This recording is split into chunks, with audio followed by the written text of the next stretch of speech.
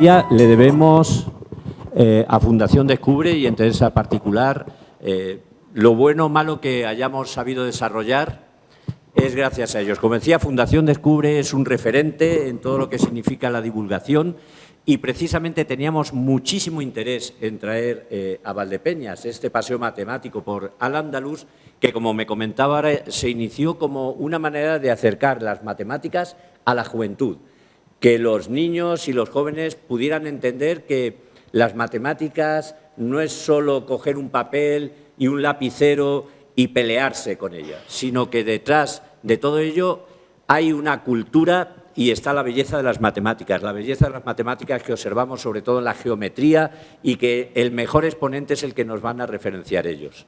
Así que mil gracias a vosotros y a vosotros.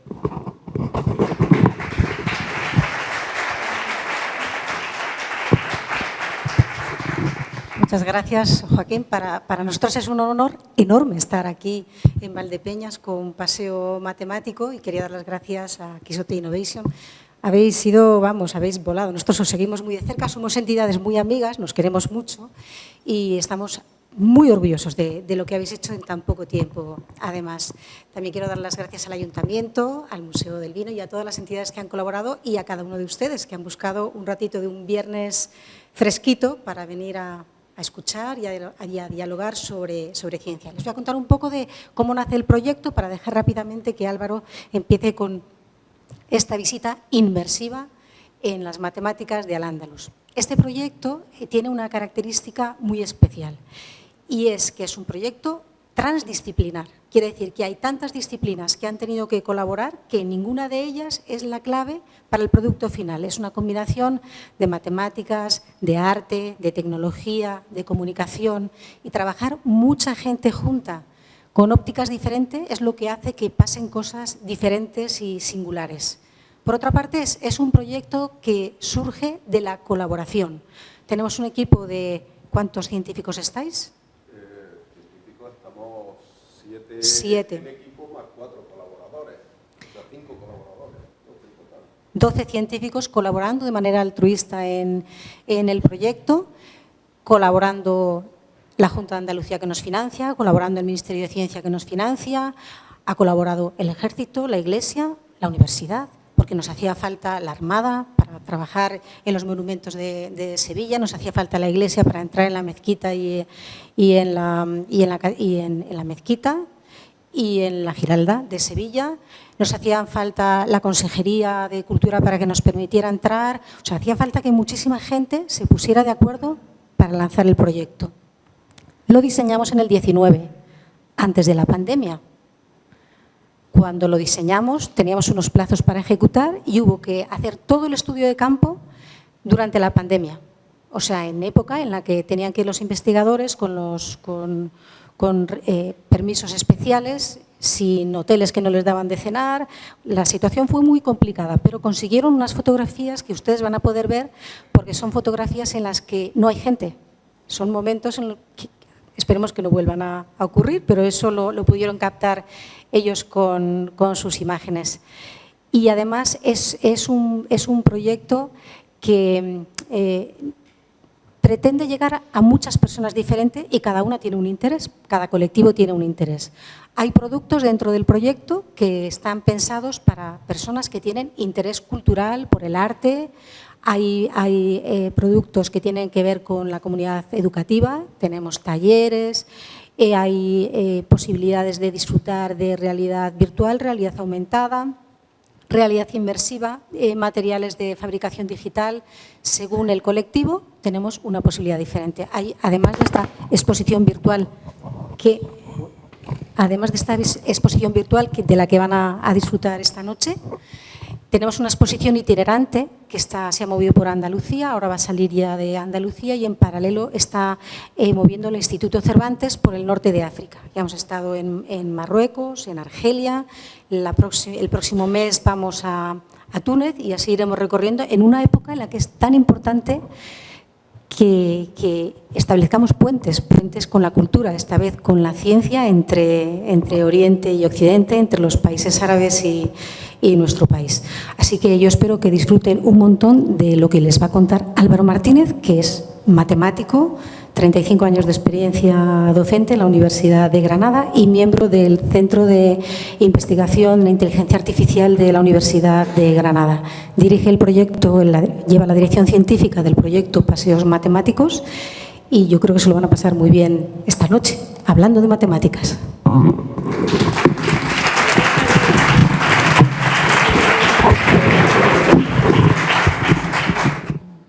Sí. Bueno, buenas tardes. Estoy tremendamente contento de estar aquí, ¿no? Me sumo a los... Yo soy Álvaro Martínez, que soy el director científico del proyecto.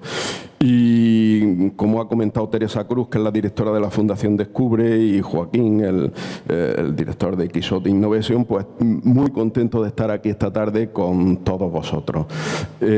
Muy contento por lo que significa de compartir una tarde de viernes y de que hayáis decidido venir hasta aquí, ¿no? Y a la vez, digamos, pues con deseo de mostraros cómo las matemáticas, no os preocupéis que no os voy a contar ningún teorema y por supuesto ninguna demostración, sino simplemente vamos a tratar de tomar ideas matemáticas para ver cómo las matemáticas nos pueden dar una imagen nueva de los monumentos, una nueva visión, una visión que a veces no ha estado suficientemente explicitada, que a veces se ha pasado de puntillas sobre ella, una visión donde tiene mucho valor digamos, lo que las matemáticas aportan no solo como función, es decir, no solo como medida, no solo lo que hacen, sino como lenguaje, como lo que significan, como símbolo, porque las matemáticas han sido siempre un símbolo universal de transmisión de cultura. Cuando era difícil comunicarse de una civilización a otra, pues se utilizaban, digamos, objetos matemáticos a veces para poder comunicarse y para poder entenderse, porque tienen un sentido y un símbolo universal. Y sin duda han sido utilizados muy frecuentemente en nuestra historia. Nosotros nos hemos centrado en este proyecto que les voy a presentar en las matemáticas Andalucía, en el Paseo Matemático al Andaluz. Pueden comentar que, o pueden pensar que quizá aquí les coge un poco lejos, aunque no es cierto, no les coge tan lejos, ¿no? Aunque el nombre de este pueblo, Valdepeñas, Valle de las Peñas, es un nombre de raíz bien cristiana, pues aquí, sin embargo, acabamos de atravesar hace un momentito el arroyo Jabalón. El arroyo Jabalón, que no sé si saben de dónde viene el nombre. El nombre viene de Jebal, que es monte, y el arroyo Jabalón sería algo así como el arroyo de los montes, ¿no? El jabalón es de los montañeses, lo que es nativo de la montaña. De hecho, el nombre jabalí viene de ahí. Jabalí se le llamaba originalmente al cerdo jabalí, lo que pasa que la denominación jabalí, que era adjetivo, pasó a ser sustantivo y la denominación de cerdo se perdió y quedó solo como jabalí, como el sustantivo, pero era el cerdo de los montes, ¿no? ¿Y por qué se llama el Jabalón, que es el principal afluente del Guadiana por la margen izquierda? Porque se llama el arroyo o el río de los montes, ¿no? El Guadi se perdió, sería Guadi Jabalón, y el Guadi se perdió. ¿Y por qué se llama el arroyo de los montes? Pues al parecer ustedes conocerán mejor que yo la geografía de esta zona, pero esta corresponde a la zona más montañosa que se puede encontrar en La Mancha. Toda la margen, en la cabecera del arroyo Jabalón, pues corresponde a una zona bastante montañosa. De tal manera que tenemos restos de cultura evidentes. Como decía Stravinsky, la civilización es una capa muy delgada y en cuanto uno rasca un poquito, aparecen capas y capas y capas debajo que van construyendo la capa de la civilización actual, ¿no? La cultura andalusí en particular heredó toda la cultura científica clásica, heredó toda la cultura científica de la Grecia antigua y de la Roma antigua. Y esa cultura científica, con las obras de los grandes, de Eratóstenes, de Aristóteles, de Euclides, toda esa cultura científica la tradujo al árabe y entró en Europa gracias a la península ibérica, entró en Europa por la península ibérica, de tal manera que buena parte de esa cultura se mantuvo en el medievo. Eran unos tiempos muy distintos, era lo que se llamaba la edad de oro, ¿no? del mundo andalusí. Se mantuvo buena parte de esa cultura gracias al mundo andalusí, ¿no? De tal manera que estamos hablando de otros tiempos distintos a los de ahora, pero en los que había también mucho aprecio por la misma, ¿no? Y estudiando los monumentos nos aparecen paradojas muy diversas. Yo a ustedes les voy a mostrar solo unas cuantas, les voy a mostrar a modo de escaparate unos cuantos objetos, unos cuantos, por así decirlo, unos cuantos monumentos, y les voy a mostrar cómo ustedes, si les interesa, pueden hacerlo perfectamente en su casa, porque la ventaja de este paseo es que es un paseo que no requiere de ninguna tecnología especial, con su ordenador o con su móvil o con su tablet y una conexión a internet que hoy está disponible en casi todo el mundo, pues tienen más que suficiente para poder seguir este paseo. Es cierto que tenemos otras muchas tecnologías asociadas al paseo. Tenemos tecnologías de realidad virtual para las cuales hacen falta unas gafas especiales y son tecnologías educativas que llevamos para talleres. Tenemos tecnología de realidad aumentada que se hace in situ poniendo una capa, digamos, informativa, matemática, una capa geométrica sobre monumentos como por ejemplo la Alhambra o la Mezquita de Córdoba o cualquier otro donde no es posible ni siquiera poner un código QR, es decir, donde no es posible poner nada. O tenemos tecnologías como esta que hemos traído aquí para que luego cuando acabemos un poco esta exposición se puedan acercar, pues son mosaicos hechos de la Alhambra de Granada, de la Giralda de Sevilla, del Real Alcázar de Sevilla. Son mosaicos hechos con corte láser, mediante una máquina de corte láser y que están disponibles, que nosotros en el proyecto pues dejamos los ficheros a disposición para aquellos centros docentes que puedan querer trabajar con ellos. Aquí, por ejemplo, les dejaré luego para que puedan acercarse la reconstrucción de un techo de mocárabe. Este en concreto es el de la Puerta del Lagarto, que es un techo de mocárabes de la Mezquita Aljama de Sevilla. Está hecho con piececitas, como ven, muy pequeñas, con unos imanes de neodimio y encaja cada pieza en su sitio correspondiente, ¿no? Este techo en concreto tiene un número de piezas que son del orden de 78, ¿no? El techo completo eran 200 y pico piezas. O, por ejemplo, aquí, donde tenemos pues una cúpula de nervios cruzados hecha con una impresora 3D de resina líquida y que muestra cómo se cruzan los nervios y luego pues podemos ver en los lucernarios, en las bóvedas que hay en la Mezquita de Córdoba. Una innovación mundial que arranca y que nace en Córdoba por una necesidad práctica y que se extiende a todo el mundo. Es decir, que de Córdoba pues se extiende a otros muchos lugares. Luego podremos hablar de ella un poquito, ¿no? De tal manera que luego pues cuando acabemos la conferencia le invito a que se pasen por aquí y miren un poquito. Estas son las piezas que se pueden ver o manipular, ¿no? Y junto a eso pues tenemos el paseo, que es lo que llamamos realidad inmersiva porque está hecha con imágenes 360. Y yo lo que voy a hacer es mostrarles cómo pueden acceder a él desde su casa y contarles pues, de 3 sitios o 4. Y luego dejamos un espacio para que ustedes me digan pues, a dónde quieren ir, de entre los sitios que tenemos disponibles, claro. Y vemos el sitio donde quieren ir, ¿no? Bueno, el paseo matemático arranca si ustedes simplemente ponen en su navegador paseos matemáticos. Fundación Descubre. Aquí he puesto funda.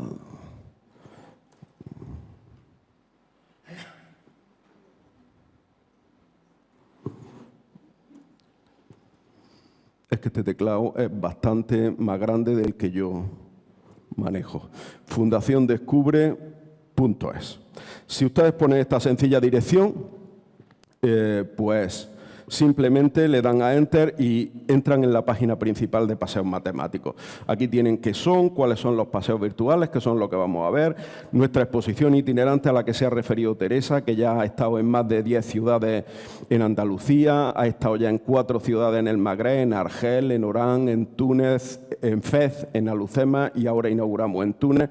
Próximamente pues tenemos pensado ir al Líbano, tenemos pensado acudir a Estambul, donde es posible que la exposición se traduzca al turco, se está traduciendo ahora mismo al árabe para Túnez y en otros sitios hemos estado en francés, en fin, y luego pues seguiremos recorriendo en todos aquellos sitios donde nos la demanden. Tienen un blog, una agenda, recursos, bueno, y aquí al final pues tienen el equipo de trabajo de nuestra página. Si entran en paseos virtuales, pues tienen aquí la posibilidad de 2 paseos virtuales que hemos realizado. Una ruta matemática por la Granada monumental, que incluye monumentos góticos, renacentistas, barrocos y Andalucía, un poco variado por la ciudad, y esta ruta matemática a la que vamos a acceder ahora de la Alhambra de Granada, la Córdoba, que es la mezquita y la sinagoga de Córdoba. Dado que hay aquí muchos cordobeses, creo, pues vamos especialmente a entrar en algún sitio en Córdoba, y de la Sevilla monumental,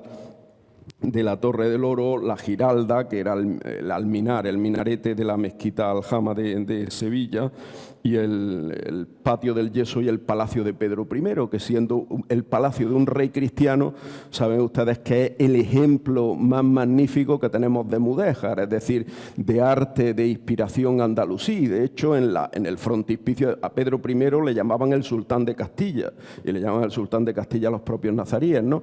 Y saben ustedes que en el frontispicio de su palacio hay una inscripción en escritura cúfica árabe con exaltación en el palacio de un rey cristiano. Al parecer, digamos, algunos dicen que estaba abducido, pero bueno, digamos que gustaba de la cultura. Luego esto no le obstaba que cuando tenía que plantear batalla en el campo de batalla era conocido como el Cruel. Era el famoso Pedro I el Cruel, ¿no? Bueno, pues le damos a acceder aquí a esta ruta matemática, y entonces le saldrá este mapa que nosotros teníamos antes, y vamos a empezar a dirigirnos, por ejemplo, a Granada, ¿de acuerdo? Luego iremos a Córdoba o luego iremos a Sevilla. Vamos a empezar yendo a Granada, ¿no? Y si les dan a Granada, nos aparece la ruta en la que tenemos en Granada, en la Alhambra. Podemos entrar en la Puerta de la Justicia, donde hay unos panoramas. Luego podemos entrar a la Puerta del Vino y podemos entrar también a los palacios nazaríes, ¿no? Lo bueno, como han comentado antes, es que ustedes van a disfrutar de fotografías 360 grados reales, no 180 por 360, que son cilíndricas, sino 360 por 360, es decir, fotografías esféricas que llamamos, no cilíndricas. Y estas fotografías esféricas le van a dar a ustedes una sensación de inmersión en el lugar, como si estuvieran en el sitio. A veces lo pueden ver mejor que estando en el sitio, porque realmente si van ahora pues encontrarán decenas de turistas por un lado y por otro que no les dejarán prácticamente ni enfocar la cámara, ¿no? con tranquilidad. Nosotros lo hicimos en plena pandemia. Cuando estuvimos en Sevilla no teníamos dónde cenar porque estaban los restaurantes cerrados, y tuvimos que pedir allí comida a un restaurante a que nos lo llevaran en la habitación del hotel, y en la habitación del hotel los 3 miembros que íbamos del equipo, la fotógrafa, el que realiza las piezas y la fotogrametría, y yo, pues tuvimos que ir tomarnos allí la comida sobre la marcha en el hotel, ¿no? Es decir, que los monumentos estaban cerrados. En aquel entonces estaba cerrada, encontramos cerrada la mezquita de Córdoba, la Alhambra estaba abierta, pero si uno iba a las 9 no encontraba a nadie, y a las 11 aparecían un par de franceses, siempre era sistemático, y igualmente pues podíamos encontrar en Sevilla. Si, por ejemplo, empezamos por el primero de todos los sitios, la Puerta de la Justicia, pues verán ustedes que aparece, a ver, hay una locución, le voy a dejar solo la primera. Anuncia la entrada a una esplendosa palatina, donde se convierte a la vez en elemento defensivo y de intención simbólica que entronca con la tradición almohade de las grandes portadas de aparato. El sistema de doble arco de herradura apuntado es en realidad una homotecia que dobla las medidas del alfil del arco interior al exterior. A ello se añade la vistosa decoración de cerámica vidriada en la entrada y salida, su cuidado al imponente aspecto exterior y los símbolos piadosos y protectores colocados, la mano, la llave, que hacen de ella toda una declaración de intenciones. La puerta está dotada de los elementos comunes en las construcciones defensivas andalusíes y posee características de estudiada geometría para dificultar un ataque. Una sucesión de espacios como módulos que se van embutando, un trazado en cuádruple recodo que aumenta la distancia geodésica, más corta posible entre dos puntos de una superficie, en muchas veces la distancia en línea recta y una pendiente elevada. El espacio está construido a medida para imponer la vulnerabilidad de cualquiera que ose atacar la Alhambra. Bueno, como ven, no les voy a poner más locuciones porque para eso estoy yo aquí. No me voy a hacer la competencia a mí mismo con las locuciones de Juan Meca, que tiene mejor voz que yo, mucho mejor voz que yo, que es un locutor de radio, un locutor radiofónico con un estudio de grabación, ¿no? Así que ya le hablo yo, pero para que vean que en cada uno de los panoramas de acceso tienen una locución que les va a contar un poco de qué va lo que tienen a continuación. Bueno, estamos en la Puerta de la Justicia, Bab Sharia. Era la puerta de entrada, se llamaba la Puerta de la Explanada, porque aquí habría una explanada delante y era una puerta monumental. De las puertas de entrada a la Alhambra, que son varias, las puertas de Siete Suelos, la puerta del Arrabal, la puerta de los Arcos. De las puertas de entrada a la Alhambra, esta es la más monumental sin duda, una puerta completamente monumental, de dimensiones gigantescas, donde, como ven, si uno se sitúa adelante, se siente pequeño, se siente disminuido, ¿no? No sé si está muy fuerte incluso el volumen, igual está muy fuerte y podemos bajarle un poquito más para que no haya tanto... Porque creo que se escucha muy bien en la sala, está ahí muy buena acústica. Sí, creo que así mucho mejor. ¿Se escucha bien? Sí, perfecto. Bueno, pues una puerta muy monumental donde la característica que decía Basilio Pavón Maldonado, uno de los grandes estudiosos del arte islámico, es la construcción de lo que se llama una puerta de honor, un doble arco. Hay un doble arco de herradura aquí y un arco de herradura interno, ¿no? Bueno, en ese arco de herradura lo que les contaba en la locución es que hay una proporción. Los arcos de herradura en el Califato de Córdoba se les pone una cosa que se llama alfiz, y el alfiz es un marco. Es como si uno, en lugar de colgar en la pared algo, pues lo lleva a enmarcar a la tienda y le pone un marco, aquello queda más curioso, ¿no? Bastante mejor. Pues a los arcos de herradura en el periodo califal se le inventa el alfiz, que es un marco. El alfiz es esto sobre cada arco. Bueno, pues es muy curioso porque esto define la primera relación de las matemáticas. Nada más aproximarnos a la Puerta de la Justicia, tenemos que el alfiz del arco de entrada, es decir, este rectángulo que hay aquí, tiene exactamente la misma proporción que este rectángulo que hay aquí. Es decir, que este lado multiplicado por un número me da este lado, y que este lado multiplicado por otro número me da este lado. Naturalmente eso no podemos calcularlo así a simple vista y menos estando debajo. La deformación de la perspectiva es tremenda, uno no puede calcularlo a ojo. Hay que calcularlo con lo que se llama una fotogrametría, que es una técnica añadida que nosotros hemos utilizado. La fotogrametría son decenas, a veces centenares de fotos que un programa software reconstruye desde dónde están tomadas cada una toma una pequeña parte de la realidad. Un programa software reconstruye la realidad y reconstruye un modelo de 3 dimensiones a partir de dónde está tomada cada una de esas fotografías. Y con el modelo de 3 dimensiones, ahora van a haber varias, no se preocupen, con el modelo de 3 dimensiones uno tiene una representación muy fiel de la realidad, tan fiel que no hay ninguna deformación de la visión. La deformación la tenemos nosotros los humanos incorporada, aunque realmente conocemos ya acerca de la disposición espacial y por tanto no nos resulta extraña. Cuando vemos una foto sí que nos resulta más extraña, y si hacemos esto, que se llama los fotógrafos le llaman una perspectiva de la rana, ¿no? Bueno, si hacemos esta perspectiva un poco mirando hacia arriba, pues la deformación es bastante evidente. Bueno, pues ¿cuál es la proporción entre el cuadrado este del alfiz interior y el cuadrado del alfiz exterior? ¿Habría alguna proporción determinada por algún número? Nosotros hemos estudiado esa proporción y lo hemos descubierto, y es muy sencillo. El número es 2. Así de simple. 2 multiplicado por este lado me da este lado. 2 multiplicado por este lado me da este lado. Y eso es equivalente a lo que los matemáticos llamamos una homotecia tomada desde justamente el centro del umbral de la puerta, que está aquí, el centro del umbral de la puerta exterior. Es decir, si tomando esto en fotogrametría, en una visión distante, tomamos una proyección por este punto y multiplicamos esta distancia por 2, me da esta. Si tomamos por este punto y multiplicamos esta distancia por 2, me da esta, igual con el vértice de arriba, igual con el otro. Bueno, esto se lo he explicado directamente, pero esto lo van a poder ver ustedes, entonces, cada una de las explicaciones dentro con la realidad inmersiva a través de miniaturas, de fotografías y de un pequeño texto que lo acompaña. Una de las características, esto por ejemplo desde el punto de vista simbólico, responde a una intención muy clara de la arquitectura andalusí. En la arquitectura andalusí se pretende representar el mundo, y el mundo es un cosmos perfectamente ordenado. Tan ordenado que lo que hay dentro es una imagen de lo que hay fuera.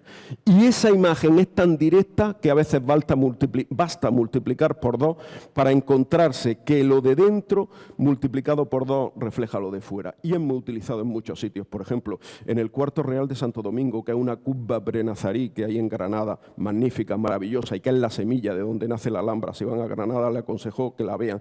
Se inauguró en 2016 después de un proceso de rehabilitación larguísimo. Pues hay una relación de 2 entre el tamaño del cuadrado que inscribe a la fuente y el tamaño de la cubba en sí, que la cubba es un cuadrado cubierto por una armadura de madera, ¿no? Bueno, esta proporción de 2 la encontramos en arcos califales, la encontramos en puertas. Es decir, hay siempre una relación muy directa que remonta a los pitagóricos, que remonta a las proporciones pitagóricas más básicas. La más básica es 2, pero a veces nos encontramos la proporción 3 medios, que es multiplicar por 1,5, la proporción 4 tercios, que es multiplicar por 1,33, la proporción 5 cuartos, que equivale a multiplicar por 1,25. Estas proporciones pitagóricas de cocientes de números básicos son muy utilizadas por la primera arquitectura andalusí, hasta que llegan, aquí tenemos un punto informativo. Si ustedes se pasean por la foto, verán que hay unos puntos que se llaman puntos informativos, pinchan ahí y entonces aquí aparece ya una fotogrametría de la torre. Este es el aspecto de la torre tal como es en realidad.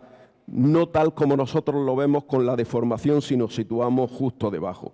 Bien, y entonces ahí vemos naturalmente que tiene la misma anchura por abajo que por arriba, y aquí podemos ver, pues por ejemplo, que esta torre tiene una proporción especial que se llama la proporción cordobesa. Aquí los cordobeses se van a alegrar, ¿no? Se llama la proporción cordobesa. Se llama la proporción cordobesa no porque sea especialmente frecuente en Córdoba, que lo es, porque también podría llamarse la proporción granadina, la proporción sevillana o la proporción jienense, se podría llamar de cualquiera de estas maneras. Se llama la proporción cordobesa porque la descubrió un arquitecto cordobés que se llama Rafael de la Hoz Arderius, que tiene una calle en Córdoba, y en realidad el resultado de un fracaso científico. ¿Quién puede decir que es fracaso y quién puede decir que es éxito? Pidió un proyecto de investigación y dijo, como en Córdoba han pasado tantas culturas, la romana, la visigótica, la califal, la cristiana en el periodo gótico, porque la ciudad la conquistó Fernando III el Santo en 1236, creo recordar. Bueno, más o menos, por ahí andaríamos, ¿no? En el primer tercio del siglo XIII. La cristiana gótica, la cristiana renacentista, la cristiana barroca, es decir, han pasado tantos estilos arquitectónicos y tantas culturas por Córdoba que él buscaba la proporción áurea, eso que ahora parece que está en todos sitios. Anuncian un coche que tiene la proporción áurea, omito marca, la naturaleza parece que responde a la proporción áurea, es cierto que muchas cuestiones en la naturaleza tienen la proporción áurea, y él dijo, pues yo la voy a encontrar aquí por todos los lados, en Córdoba, y empieza a buscar la proporción áurea con su equipo, y resulta que el proyecto de investigación se salda con un fracaso rotundo. Apenas encuentra la proporción áurea. Y él cierra el proyecto dando un informe y con un aparente fracaso de su objetivo, que era encontrar la proporción áurea como un elemento de continuidad entre todas las culturas. Y no existía ese elemento de continuidad. Esto demuestra que la proporción áurea, como todo criterio estético, como todo criterio de otra cosa distinta, es cuando responde a patrones de eficiencia o de optimización en la naturaleza. Pero como criterio estético en la arquitectura, la proporción áurea está definida por previos culturales. Y uno tiene un previo cultural que es la cultura en la que se inserta. Y entonces, buscando la proporción áurea, él se encuentra una proporción que es justamente esta, que ven que es mucho más achatada que la áurea, porque la áurea es 1,618 el cociente entre un lado y otro. Bueno, les basta a ustedes mirar el cuadro de la Venus de Botticelli, ¿se acuerdan? La Venus de Botticelli, saliendo ahí de la concha, estilizadísima. Esto tiene la proporción áurea. ¿Qué significa? Que la distancia desde los pies hasta el ombligo de la Venus de Botticelli, que se considera el centro de gravedad del cuerpo humano, partido por la distancia desde el ombligo hasta la cabeza, hasta lo alto de la cabeza, es 1,618. Pero claro, ustedes miran la Venus de Botticelli y dicen, vaya, es súper estilizada, ¿no? Es un modelo realmente que no responde a la realidad. Y él se encuentra esta proporción que, como ven, es mucho más achatada. En realidad, esta proporción, el lado este mayor partido por el lado menor es 1,318. Entre 1,618 y 1,318 hay una diferencia notable. De hecho, si nos aplican a cada uno de nosotros las medidas de la Venus de Botticelli, es decir, nos miden la distancia desde los pies, quizás no miro a Joaquín, pero en fin, digamos la media de los que estamos asistentes de aquí, la distancia de los pies hasta nuestro ombligo. Un día háganse la prueba. Con la distancia desde el ombligo hasta lo alto de la cabeza, verán que está mucho más próxima a la proporción cordobesa que a la proporción áurea. Es decir, en nuestra cultura visual, el modelo de proporción es la proporción cordobesa, que es mucho más achatada que en la proporción áurea. Y luego se encuentra en Córdoba en los tejados de obras cristianas, en los tejados de la iglesia de Capuchino, se encuentra en monasterios, se encuentra en iglesias cristianas, se encuentra en puertas que no son andalusíes. Y sin embargo, esa proporción es una proporción andalusí. Bueno, esa proporción es el resultado del cociente, luego lo veremos en otra diapositiva. Después, el resultado del cociente entre un octógono, si toman un octógono regular, un polígono de 8 lados regular, el resultado del cociente entre el radio y el diámetro del octógono. El diámetro del octógono es naturalmente el diámetro de la circunferencia que inscribe al octógono. Si toman la circunferencia que pasa por los 8 vértices del octógono, pues toman el radio de esa circunferencia, el cociente entre el radio y el lado es justamente la proporción cordobesa y se construye así geométricamente, no voy a entrar en ese detalle. Bueno, esto ya quien quiera puede buscar la información. Y resulta que esa proporción es la proporción que está en nuestra cultura, también en la suya. Y de hecho, hay una encuesta mundial en la que se le presentan a las personas una serie de rectángulos. Uno de ellos es áureo y otros de ellos son más alargados y otros menos alargados. El 70 y tantos % de las personas dicen preferir el áureo. Por tanto, hay un criterio de elección natural. Pero eso no es así en Córdoba, ni en general en Andalucía. Si a uno le presentan todos esos rectángulos, el más escogido, es decir, el bestseller, es el de la proporción cordobesa. Lo que demuestra que la proporción cordobesa es un elemento de belleza que naturalmente, como tantas otras cosas, depende de la cultura y depende de los condicionamientos previos que uno tenga, ¿no? Nuestra cultura, en este caso, hereda. Bueno, ahora cada vez menos, porque ahora tenemos otras proporciones que se instalan, que son las proporciones de los móviles, que son la 16:9, que son la 18, es decir, ni siquiera la 4/3, ya mucho más alargada, porque tenemos otras proporciones mucho más alargadas. Quiero decir que ahora quizás estamos cambiando la cultura con las nuevas tecnologías de la imagen, pero hasta ahora nuestra proporción preferida, estadísticamente, y cuando digo nuestra, digo, digamos, también quizá la de ustedes, probablemente aquí no se haya hecho nunca una encuesta así, pero probablemente también la de ustedes sea la proporción cordobesa. Bueno, pues aquí tienen esta imagen y uno puede a partir de ahí acceder al interior de la puerta. Accedemos al interior de la puerta y ven que uno puede moverse, puede girar a todo alrededor. Aquí ven el interior de la puerta, el doble arco, la puerta cerrada, la abrieron especialmente para nosotros, los bancos que ocupaban la guardia. Aquí están los soportes de las lanzas que utilizaba la guardia, ¿no? La guardia se sentaba en estos 2 arcos, en estos 3 arcos ciegos que hay aquí.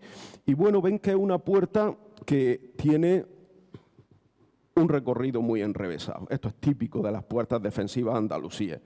Las puertas defensivas andalusíes, como mínimo, tienen un recodo. Las que son puertas de muralla, como mínimo un recodo. Pero este es el caso más excepcional porque tiene 4 recodos.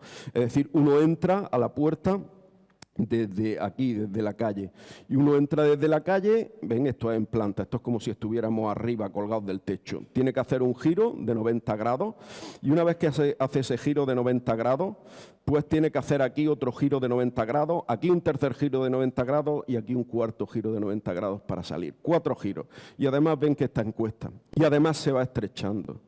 Todo eso define una geometría del espacio que es una geometría destinada, dedicada a detener cualquiera que intente atacar la alambre. Y entonces nosotros podemos pinchar aquí en el suelo, que tenemos una ahí, ven, y ven que esta es la planta de la puerta hecha con fotogrametría, es decir, es una planta no ya medida de arquitectura, sino más real aún, con una reconstrucción software mediante la fotogrametría. Ven que hay un primer módulo que es este más ancho, por el cual uno entra a la puerta, aunque aquí está este hueco desde el que podrían atacar desde arriba de la puerta. Luego tienen estos módulos 2 en amarillo, que son unos módulos, como ven, más pequeños que el 1 y que se siguen hasta aquí. Y luego baja el tamaño a un nivel 3.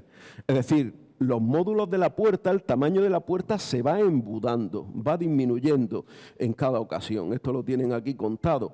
Y luego finalmente ya se sale por un módulo 2, pero fíjense que se entra, disminuye la anchura, vuelve a disminuir aquí, vuelve a disminuir aquí. Y además de disminuirse la anchura, resulta que, ¿a cuál le hemos dado? Al de abajo, ¿no? Al de arriba. Ahí tienen en planta cómo sería el recorrido en un caso y en otro. Este sería el recorrido lineal en una puerta tradicional, en una puerta de tipo cristiano, y este sería el recorrido, una curva, 2 curvas, 3 curvas, 4 curvas, es decir, obliga, sobre todo si uno va a caballo o incluso si va a pie, obliga a parar, girar 90 grados, parar, volver a girar 90 grados y así 4 veces, ¿no? Esto incrementa en mucho. El recorrido es un recorrido, lo que podríamos llamar geodésica, es un recorrido pues tremendamente variado, lo cual, digamos, aumenta la distancia, literalmente la multiplica por 2,4, como tienen ahí, pero teniendo en cuenta que cada vez que se hace un giro hay que parar velocidad y volver a retomar velocidad, lo podría incrementar en 11 o 12, ¿no? Pero además, aquí podemos fijarnos en el techo, en las bóvedas. Aquí tenemos una bóveda esquifada, aquí tendríamos otra bóveda vaída o de rincón de claustro que se llama. Vamos a continuar por aquí, por la Puerta de la Justicia. Le damos a continuar y salimos por la parte interior de la Puerta de la Justicia, la que da la entremuralla. Bueno, y entonces le damos ahí a información y aquí vemos cuál es la pendiente, la elevación de la puerta. Bueno, nosotros hemos podido calcular la pendiente calculando la diferencia aquí y midiendo el recorrido lineal, porque esta es la proyección de los recorridos. Esta es una tecnología que se llama rayos X, que no está hecha en absoluto con rayos X. No llevamos, como alguien pensamos un matemático y dice, ¿cómo se le ha ocurrido llevar allí una máquina de rayos X? No, por favor, no llevamos una máquina de rayos X. Es una metáfora.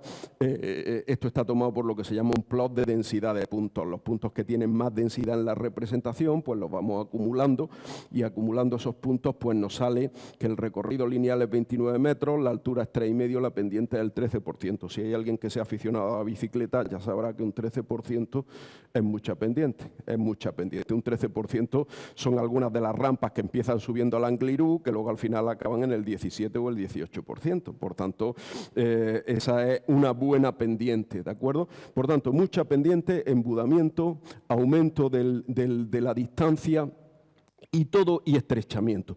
Todo eso hace que la puerta esté hecha para que nadie defensivamente pueda atravesarlo. Si alguien podía atravesar esa puerta, luego se encontraba aquí con un entrecallejón donde había arriba unos adarves llenos de arqueros dispuestos, o sea que si uno pasaba por todo esto, al final se encontraba con la gran sorpresa final, ¿no? Era una puerta que estaba diseñada para que nadie pudiera atravesarla siendo un enemigo. Finalmente, la ciudad de Granada no se rindió por un ataque directo, se rindió por un sitio, un estado de sitio en la ciudad que se prolongó durante más de 6 meses, cuando ya escaseaban los alimentos, cuando ya no había leña, cuando ya no había posibilidad de cocinar y cuando ante la llegada del invierno pues decidieron rendir la ciudad. El 2 de enero en concreto, como saben, de 1492, decidieron rendir la ciudad porque calculaban que el invierno no iban a poder soportarlo, no iban a poder aguantarlo, ¿no? Bueno, y tienen esta puerta fantástica por la parte de dentro, que es una puerta, como ven, con una lacería. Esto se llama un encintado anudado, que es de estilo claramente almohade. Aquí, que es de estilo claramente almohade, tiene restos de mosaicos de cerámica vidriada, tiene este punto que hay arriba, que es muy almohade. Es decir, es una puerta que nos está recordando un periodo que es el almohade, que es siglo XIII, finales del siglo XII, siglo XIII, y nos está recordando el periodo almohade, aunque esto está construido 2 siglos después. Es decir, que hay una herencia, unos periodos van heredando parte de la otra, ¿no? Bueno, pues esta es un poco lo que uno puede ver en la puerta esta, pero si uno se dirige por este callejón que les decía, que por cierto a la izquierda está hecho con lápidas de cementerio. La muralla está hecha con lápidas de cementerio musulmán. Eso es lo que se llaman macabrillas y no tiene nada que ver con la palabra macabra, tiene que ver con la palabra makbar, que es cementerio, ¿no? Cementerio público frente a rauda, que es cementerio privado, ¿no? Bueno, pues si ustedes van por la entremuralla, tienen ahí otra puerta. Si se ponen sobre ella, les dice hacia la puerta del vino, vamos a ir hacia la puerta del vino, y en la puerta del vino llegamos a esta puerta. El desplazamiento interior entre la alcazaba defensiva y la ciudad cortesana permitió prescindir del clásico eje acodado. Configuró así un acceso lineal que desembocaba en la calle Real, eje principal, religioso y comercial de la avenida. La geometría de los arcos de herradura apuntados muestra su evolución en el tiempo y se hace aquí patente, como un testigo de la historia. El de Poniente está construido cuando se levantó la puerta, a principios del XIV, bajo Muhammad III. Sus centros del Intra 2 y Istra 2 están alineados y siguen la tipología usada extensamente en época almohade. Mientras, el de Levante o interior es construido en una reforma. Le he cortado porque iba a hablar del arco de Levante y he cortado, pero claro, cortar la locución. Les termino yo de contar del arco de Levante. Aquí tenemos el arco de Levante. Ven que comparativamente con este arco que hemos visto antes, ¿qué le ocurría? Este arco era mucho más puntiagudo, sin embargo este arco es más redondeado. Sin embargo, los parámetros, la configuración, bueno, aquí tienen un vídeo de cómo es la puerta, hemos deshuesado, por así decirlo. Hemos tomado todo el interior del alambre y con la fotogrametría hemos realizado estos vídeos con los cuales ustedes pueden ver las entrañas de la puerta del vino pues moviéndose ahí, dándose la vuelta como si estuvieran en la pasarela para ustedes, ¿no? Aquí tenemos la fotogrametría de la puerta la antropometría, y aquí tenemos alguna otra cuestión, pero bueno, lo que nos interesa de esta parte del arco es que esta parte es mucho más redondeada frente a la parte del otro lado, que es mucho más puntiaguda. ¿Y esto nos dice algo? Pues nos dice mucho. Realmente la parte del otro lado, la parte de Poniente, está hecha por Muhammad II 60 años antes que la parte de Levante, que es la parte que hemos visto. Le corto aquí, que es la parte que hemos visto antes. Entonces, esta parte tiene, como ven, un aspecto mucho más puntiagudo, y esta parte está hecha 60 años antes que la parte del otro lado. La diferencia es la geometría de los arcos. En un caso, los centros del Intra 2 y Extra 2 están alineados según una línea, y en otro caso los centros del Extra 2 suben según otra línea. También podemos ver abajo la estructura de la puerta. Fíjense, la estructura de la puerta tiene aquí un arco de herradura, 2, 3, tiene 2 arcos de herradura laterales. Estos eran los cuerpos de la guardia, los cuerpos a izquierda y derecha eran los cuerpos de guardia. Aquí tenía una bóveda de arista, que era el cruce de 2 bóvedas de medio cañón, dos digamos, medio tubos cruzados, pues estaban esta bóveda de arista.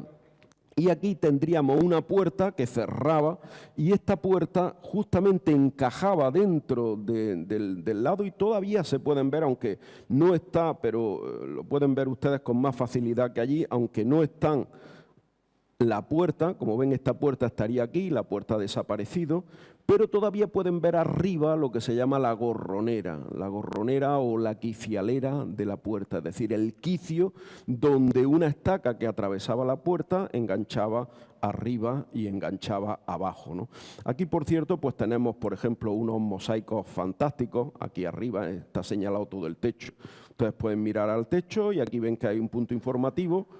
Y entonces pues tenemos este mosaico fantástico, que es un mosaico que se llama de trisquetas o de triquetas, Este mosaico es de una antigua cultura mediterránea, lo pueden encontrar en Sicilia, lo pueden encontrar en muchos lugares del Mediterráneo, ¿no? Y aparece por primera vez, no aparece en la mezquita de Córdoba, aparece por primera vez en la Alhambra. Tiene giros de 120 grados, como están viendo, es decir, que aquí pueden tener un centro y si giran esta especie de flecha que va para acá a 120 grados se convierte en esta y esta especie de flecha que va para acá se convierte en esta, ¿no? Y tiene luego también algunas otras simetrías especiales, no voy a entretenerme ahora con ellas, pero bueno, tanto arriba en el dibujo como abajo, que ven que es muy raro, ¿no? Que es muy extraño, pues se pueden encontrar antiguos, digamos, resonancias, ecos de antiguos motivos mediterráneos, ¿no? En esta parte. Aquí tienen otro punto informativo, que es el que hemos visto de la planta de la puerta, y aquí fuera, incluso, pues, podemos ver, a ver, aquí, que salga fuera, salimos fuera, y desde fuera podemos ver aquí a la derecha, podemos ver restos de una pintura, ¿ven? Aquí hay restos de una pintura que se ven con dificultad en esta parte, se ven con dificultad porque está la sombra del árbol, ¿no? Pero bueno, era la sombra que había el día que tomamos la imagen. Como ven, no había nadie, esto normalmente está lleno de centenares de personas dispuestas para entrar a la Alhambra, centenares de turistas, ¿no? Ese día no había nadie, este era uno de los guardas, y aquí pues a la derecha podemos ver un resto de mosaico que nosotros hemos reconstruido y nos da este resto de mosaico. Este sería el mosaico que rellenaría toda la puerta por la zona de Levante, ¿no? De tal manera que a partir de un pequeñito resto de mosaico nosotros hemos podido reconstruir todos los mosaicos el mosaico de toda la fachada, ¿no? Bueno, pues digamos esta sería un poco de las puertas. Yo les voy a ir a un sitio más y luego vamos a ir a la mezquita de Córdoba y creo que ahí lo vamos a dejar y ustedes ya me dirán, pues si quieren ir a algún lado, yo les pregunto luego y vamos hacia donde quieran.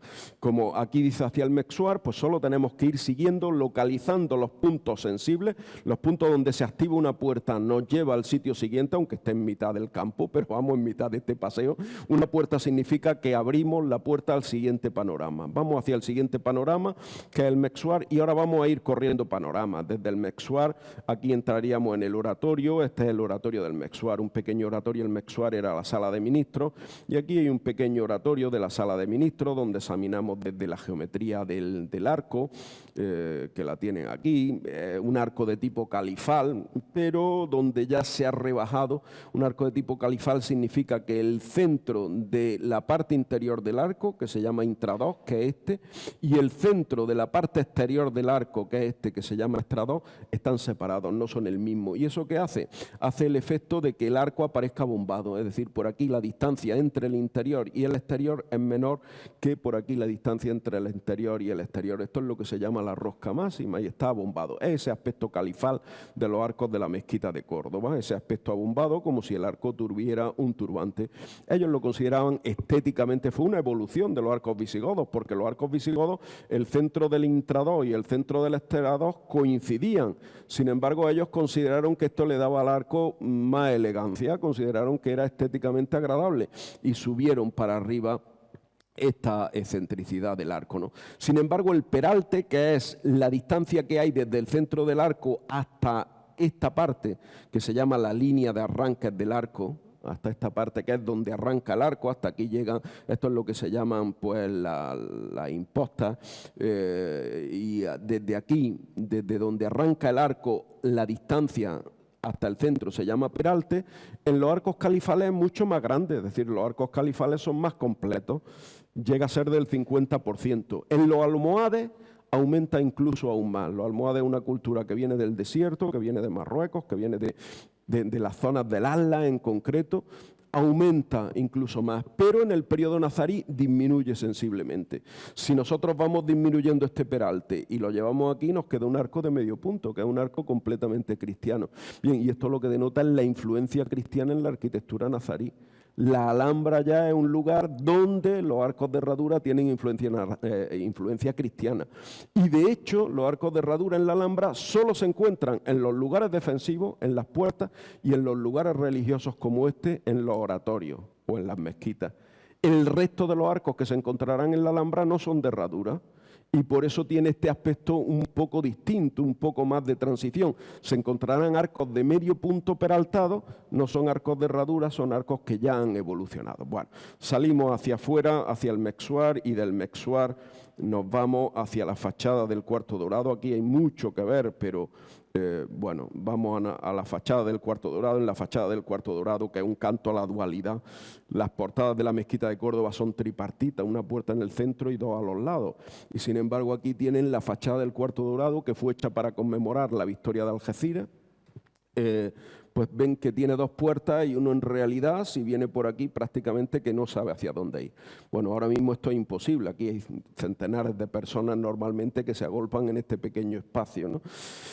Y realmente está rematada por un poema que dice: yo soy corona en la frente de mi puerta, un poema que, digamos, se inspira en una sura del Corán. Yo soy corona en la frente de mi puerta, envidia al occidente en mí el oriente. Es decir, fíjense que hasta ese momento el oriente había sido el motivo de envidia. Oriente había sido la perla, el motivo a envidiar, la arquitectura, digamos, bella y modelo por antonomasia. Y Occidente solo podía admirar a Oriente. Y ahora el verso que hay escrito encima de esta puerta dice: envidia al Occidente en mí el Oriente. Es decir, el motivo de envidia pasa a ser Occidente e invierte en las tornas históricas, ¿no? Esto, en realidad, aunque es solo un poema escrito por uno de los visires de Mohammad, de Yusuf I, que es el que manda a construir esta puerta, escrito por uno de los visires de Yusuf I, Ibn al-Hatib, que era de Loja, lojeño, de una ciudad cercana a Granada. Y es solo un poema, pero demuestra mucho conocimiento histórico. Tiene que demostrar el conocimiento histórico de la cultura, de Oriente, de Occidente. Era una persona que había viajado por todo el norte de África, que finalmente tuvo que exiliarse de Granada, que murió en fe, y le llaman el poeta de las dos muertes porque lo mataron dos veces en fe. Una porque lo mataron y otra porque se creían que no estaba muerto y lo volvieron a quemar delante de lo que se llama la Puerta del Quemado de la ciudad de Fez, ¿no? En fin, y que es uno de los protagonistas de la película esta tan interesante que han visto, de Isabel Fernández, Los constructores de la Alhambra. Si no la han visto, les recomiendo que la vean. Nosotros hemos coincidido con ella en el Magreb, en algunos sitios, y es una película realmente muy interesante sobre la ciencia, la cultura andalusí, etcétera, Los constructores de la Alhambra. Bueno, pues esta fachada, como ven, tiene aquí una serie, tiene un diseño, por ejemplo, esto celeste es todo proporción cordobesa, los otros son cuadrados, nada de proporción áurea, proporción cordobesa, que es la proporción importante. Aquí tienen arriba, pues, por ejemplo, la serie de proporciones que antes les decía, ¿no? Aquí tienen la proporción... ¿Qué ha pasado?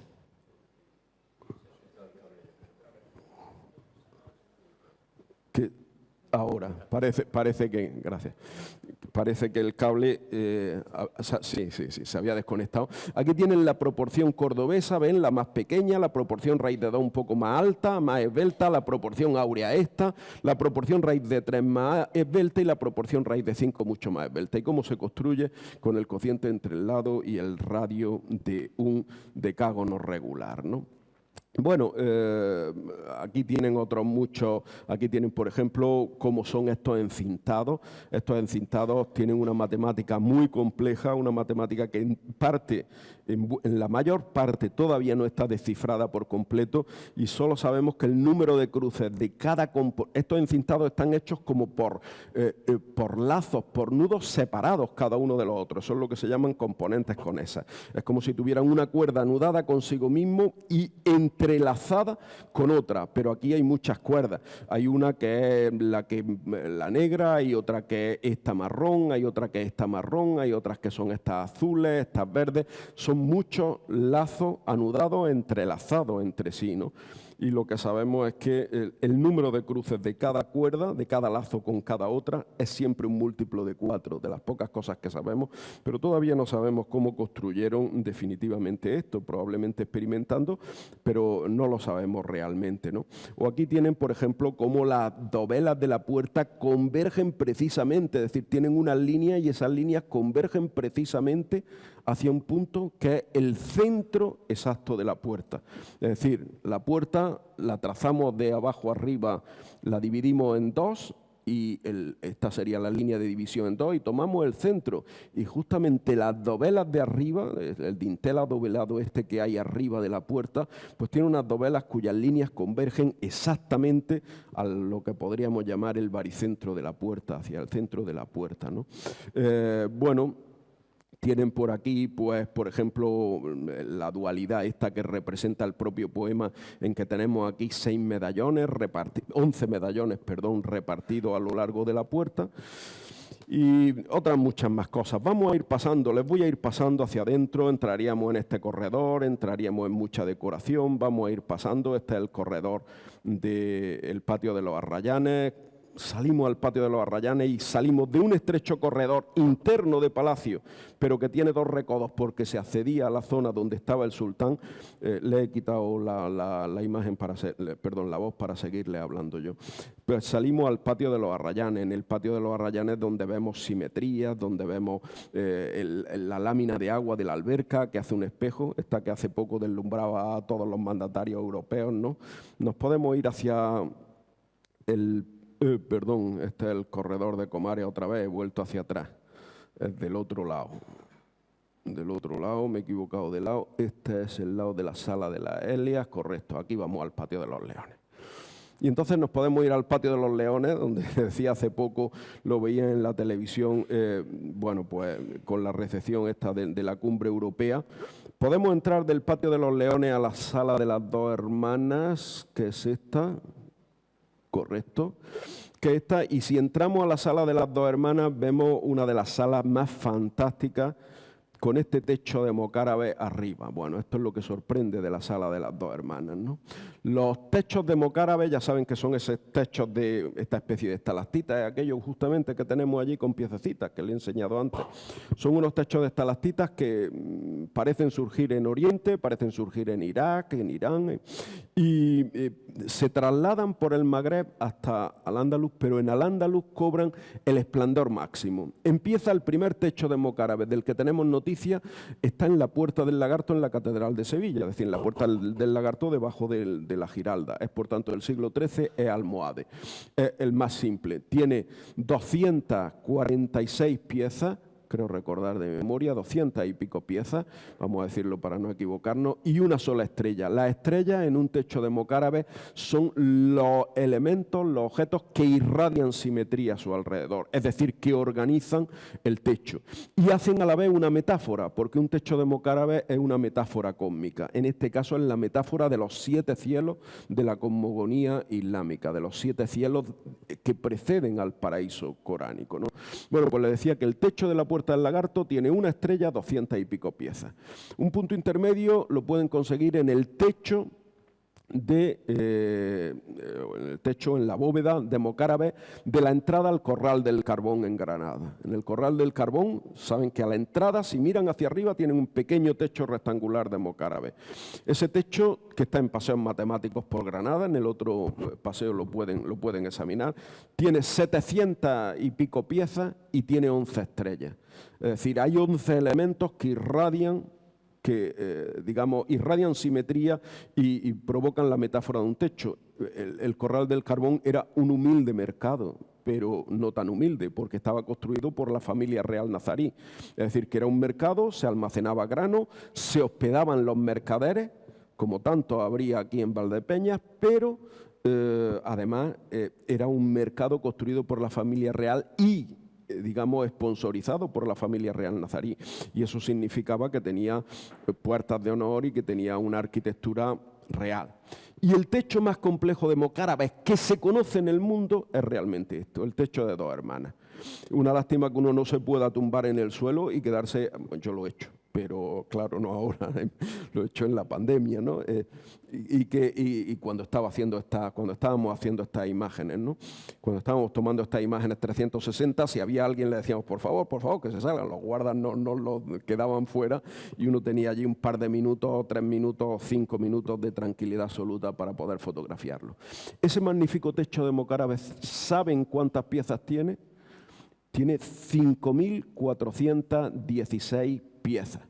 5.416 piezas y 49 estrellas que ordenan este universo, este cosmos particular, que está rodeado por una frase que dice además, en mí se miran las estrellas, rendida de Géminis, la mano viene con ella a conversar la luna, es decir, las Pléyades en ella se asilan, es decir, da una metáfora astronómica, habla de las Pléyades, habla de Orión, habla de Géminis, habla de la luna, habla de una metáfora astronómica completa en este cielo, y si uno da vuelta alrededor del cielo, como los sufíes, es una época en la que en Granada el Islam que hay no es el Islam ortodoxo, el sunita malaquita, sino que el Islam que hay en Granada es lo que se llama sufismo. Es una rama esotérica del Islam, que es de la que seguramente habrán visto bailar a los derviches giróvagos en Konya y en algunos otros lugares. Es decir, una rama esotérica, una rama mística del Islam que podríamos equipararla a lo que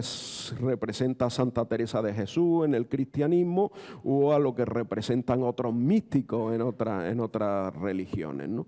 Bueno, pues si uno da vuelta alrededor de esa cúpula, realmente le da y es de noche y hay luces tenues, realmente le da la impresión de que está girando el cosmos sobre uno. Tiene 49 estrellas, pero si se fijan, 49 es 7 por 7, y son 7 los cielos del Islam. Y los 7 cielos del Islam están representados aquí. Si nos asomamos a la cúpula, vemos que tenemos 4 puntos informativos. Vamos a ver qué nos dicen estos 4 puntos informativos. Este primero es una ortoimagen mediante rayos X de la cúpula de Dos Hermanas. De nuevo, no hemos puesto una máquina de rayos X, hemos tomado una ortofotografía y hemos tomado el plot de densidad, y esto me da, digamos, aquellos puntos donde se acumula la densidad de imágenes de toma de fotografía, es decir, donde hay intersecciones entre unos puntos y otros. Ello les da una idea de la complejidad. Estos son las ventanas, es un octógono completamente regular, de ahí la proporción cordobesa que les decía antes. El octógono es utilizado en sitios ceremoniales, en sitios donde se quiere imprimir una cierta sacralidad. Bueno, pues hay un octógono regular con 2 ventanas a cada lado, eran lucernarios, estaban destinados a dar luz. Esta es la ortoimagen mediante rayos X, le hemos dado esta, nos venimos a esta. Y aquí ven, por ejemplo, cómo está hecha la geometría de la cúpula. Son lo que se llama octógonos, estrellas octogonales 8-2, es decir, que es, por otro lado, el emblema de la dinastía nazarí. Son un cuadrado y otro cuadrado girado uno con respecto a otro 45 grados. Tomamos un cuadrado, lo giramos 45 grados y eso nos da el símbolo de la dinastía nazarí. Y esto es lo que se llama un polígono estrellado 8-2. Pues ven que es uno dentro de otro, dentro de otro, dentro de otro, y aquí hay varios más dentro, ¿de acuerdo? Es decir, que ven que la estructura es una estructura recursiva, ¿no? Como la estructura interna es equivalente a la estructura externa. En realidad esto representa los 7 cielos del Islam, y en el centro estaría el acceso al trono de Alá, donde se decía que había un árbol de loto. No sería un árbol de loto oriental, sino que sería el Sisyphus lotus, el que conocemos aquí como azufaifo, y que seguramente pues todavía por estas tierras se cría el azufaifo aquí en estas tierras, o no se cría el azufaifo mucho, ¿no? En sitios agrícolas en Andalucía se cría mucho el azufaifo, es una fruta dulce que madura en otoño silvestre, ¿no? Bueno, pues aquí ven estas 7 estrellas enmarcadas también en una estrella 8-3. El polígono 8-2 son estos 2 cuadrados girados 45 grados, y el 8-3 son estos donde tenemos un octógono regular, cogemos los vértices y saltamos 2, y por eso se llama 8-3, porque saltamos 2 y enganchamos con el siguiente. Por ejemplo, pues del 1 saltamos el 2 y el 3 y nos venimos al 4. Del 4 saltamos el 5 y el 6 y nos venimos al 7. Luego del 7 otra vez volvemos al 2, saltamos 2, volvemos al 2, del 2 al 5, del 5 al 8, del 8 al 3, del 3 al 6, del 6 al 1. Como ven, se puede dibujar el polígono sin levantar el lápiz del papel. Eso es por una sencilla razón, porque 3 y 8 son primos entre sí. Pero bueno, esa explicación se la dejo porque al ser 3 y 8 primos entre sí, el subgrupo que genera 3, pues genera todo lo que se llama todo el grupo. Algún matemático que hay en la sala me asiente con la cabeza, me conforta, porque eso quiere decir que se está enterando. Pero bueno, quiero decir, son 2 maneras de definir polígonos estrellados, ¿no?, en este diseño geométrico. Vamos a ver qué nos dice esta otra imagen de aquí. Este punto informativo de aquí. Bueno, aquí tenemos un vídeo de cómo sería la cúpula vuelta hacia afuera como si fuera un guante. Dense cuenta, esa es la cúpula, pero la cúpula vista desde fuera como si lo hubiéramos, en realidad por fuera no es así, la cúpula por fuera tiene digamos, un entramado de escayola y de madera soportado por una estructura exterior de un tejado piramidal, ¿no? Pero, fíjense, esta sería la estructura de la cúpula como si nosotros le hubiéramos dado la vuelta por fuera y apareciera un guante. La imagen es muy pesada y es posible que el ordenador no sea capaz de procesarlo y por eso hace estos saltitos, ¿no? Porque es una imagen de 80 y tantos megas. O, por ejemplo, aquí, donde tenemos los 49 puntos, en realidad hay 104, hay más darajas, pero hay 49 puntos, 4 por 8, aquí están 1, 2, 3, 4 por 8 que tenemos alrededor, 32, 32 y 8, 40 y 8, 48 y 1 central, 49. Ahí tienen los 49 puntos de estrellas fundamentales que están relacionados. Fíjense qué trama más absolutamente simétrica. Los mocárabes en forma de estrella, ahí en esa cajita nosotros hemos puesto uno en el centro. Los mocárabes en forma de estrella representan metafóricamente las estrellas del cosmos, pero representan matemáticamente el principio de simetría, la simetría radial que va ordenando todo el techo, toda la cúpula, y que de hecho al ir dando vueltas pues convierte a la cúpula en una absoluta maravilla, ¿no? Desde el punto de vista de la belleza.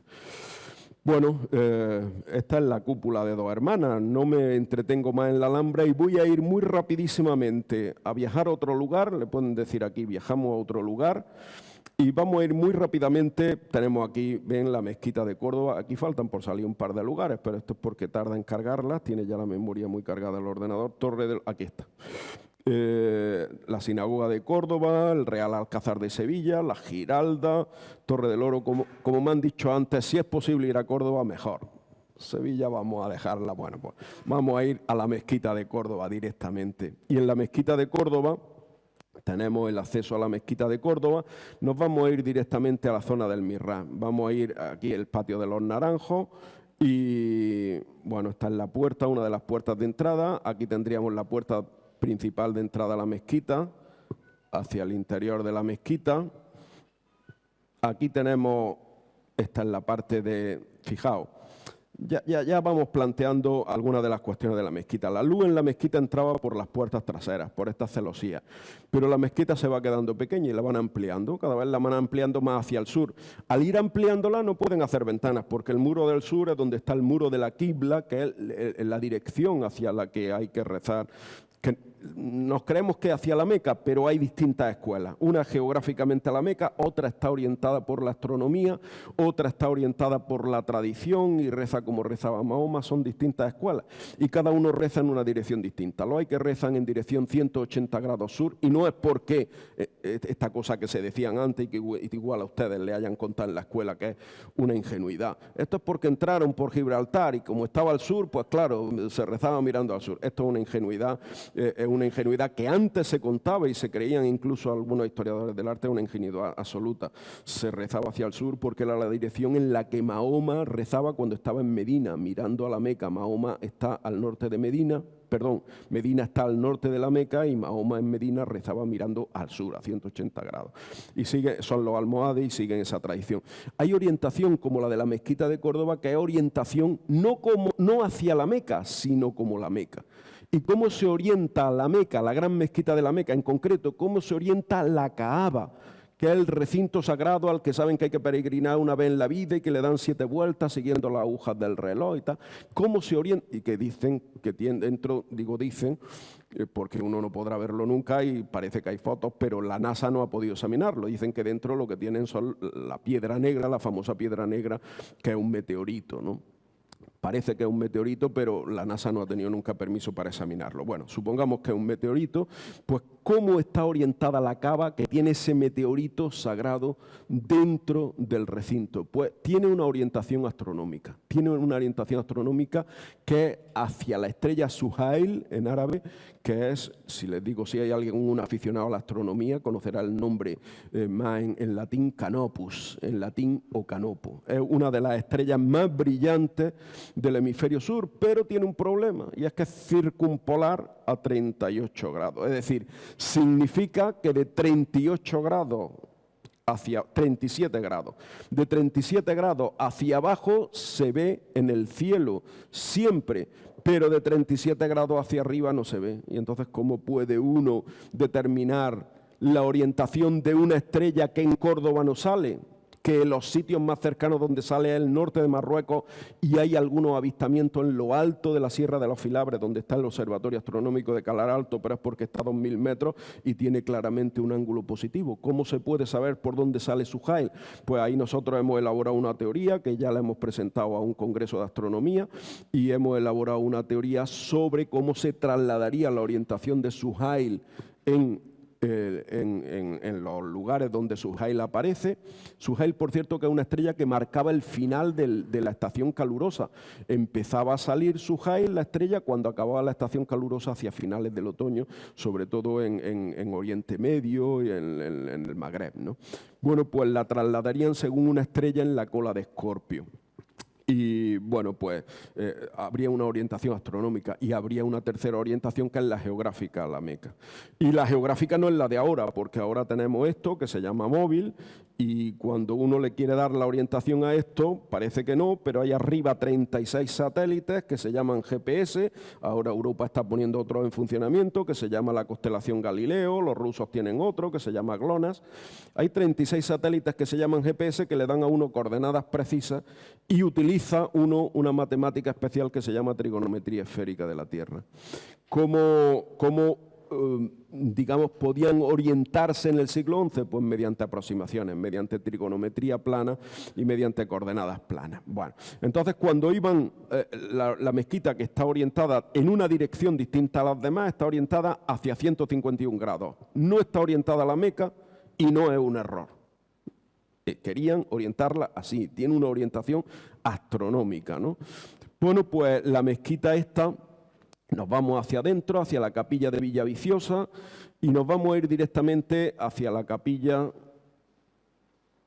a ver si quiere irse con esto, aquí tenemos la capilla de Villaviciosa. Es una de las capillas que se hacen en las primeras ampliaciones. La mezquita se va ampliando y va quedándose sin luz hacia la Maxura central. Y va quedándose sin luz. Se queda con tan poca luz que tienen que inventar hacer unas bóvedas sobre la mezquita para que entre luz lateral. Y en esas bóvedas que hacen de la mezquita para que entre luz lateral, pues resulta con que se encuentran con el problema de que las bóvedas que hasta ahora se habían hecho, las bizantinas, las romanas, tenían un punto central que era el clave o la clave y sobre ella apoyaban todos los arcos, todas las costillas. Y ellos quieren poner en el centro un cupulino que va a representar el poder y la grandeza, pero que es este cupulino, y quieren introducir la luz por estas ventanas laterales.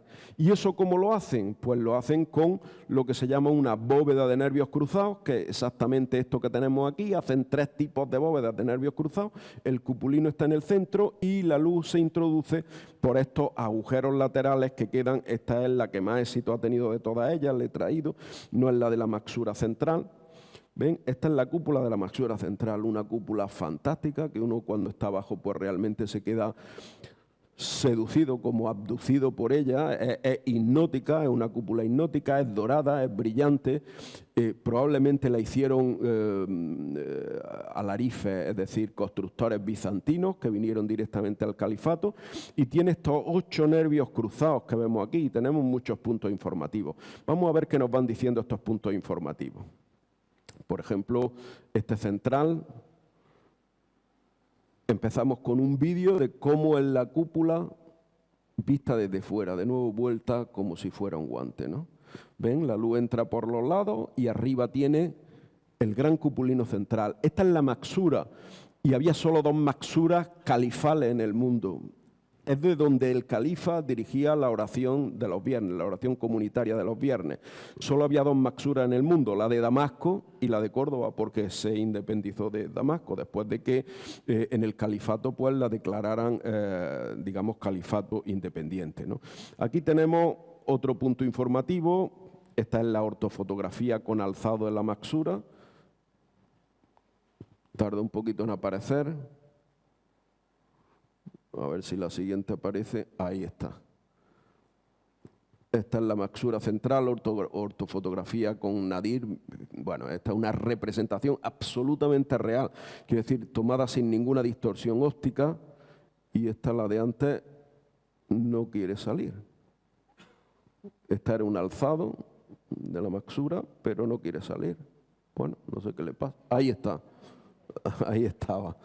Bueno, he sido demasiado impaciente, ¿no?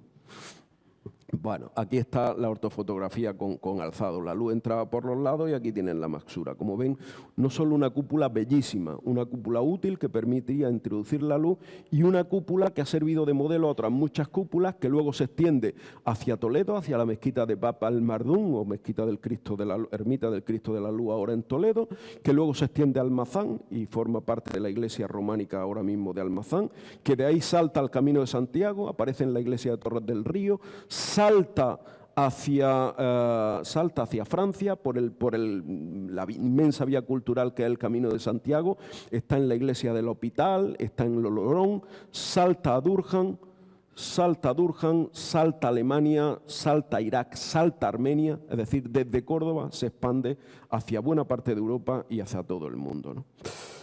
Y bueno, me dicen que ya llevo bastante rato, llevo casi más de una hora, así que voy a ir acabando. Les voy a mostrar simplemente, si puedo, estos dos puntos. Este es el modelo 3D que nosotros hemos construido para hacer estas piezas. Nosotros hemos hecho ese modelo tridimensional, es un archivo que cualquiera puede descargarse y que puede hacer que con su impresora pues imprima las piezas. En realidad aquí el modelo está junto, pero cada uno de estos arcos es una pieza separada, ¿no? Y finalmente aquí tienen, a ver, aquí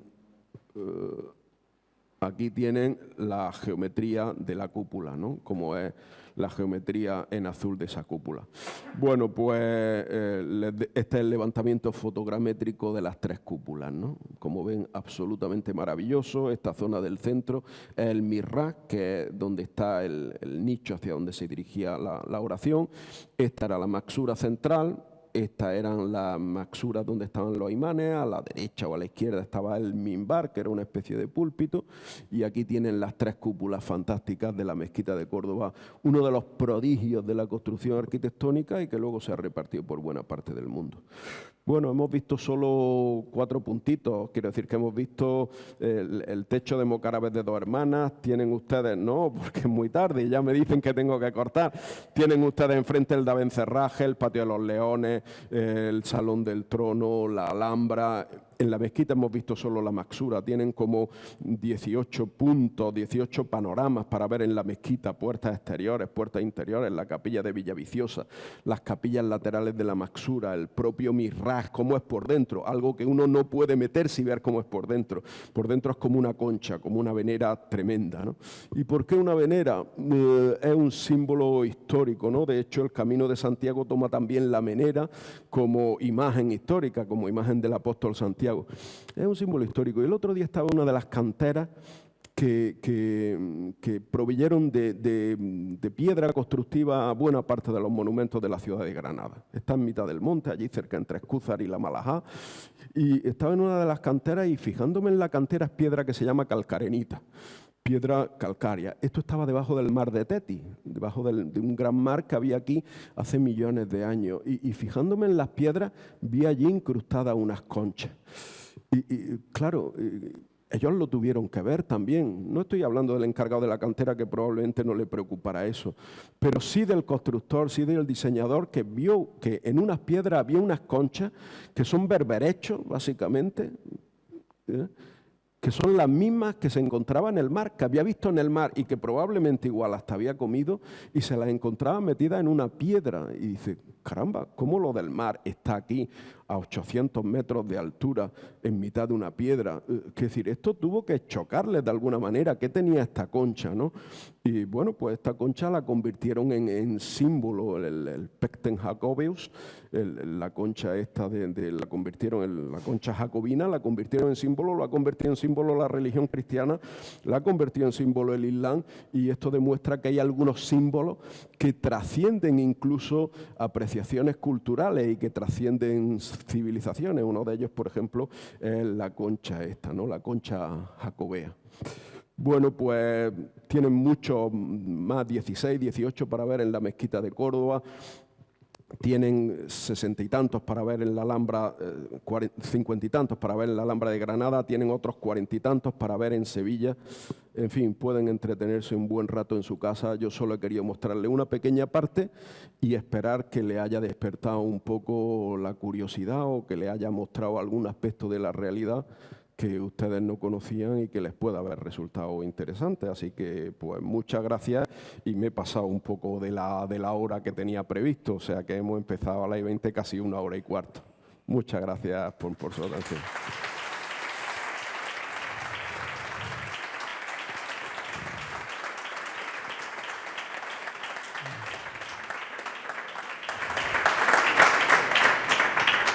Bueno, cuando traemos a una persona con esta cultura, la verdad es que nos quedaríamos, por lo menos los demás, escuchándonos es imposible, pero como bien nos ha dicho, la herramienta está a vuestra disposición de manera gratuita y desde casa, desde el móvil también, como decíamos, cuando visitemos cualquiera de estos monumentos podemos ir haciendo el seguimiento con nuestra herramienta que vamos a tener en nuestro teléfono.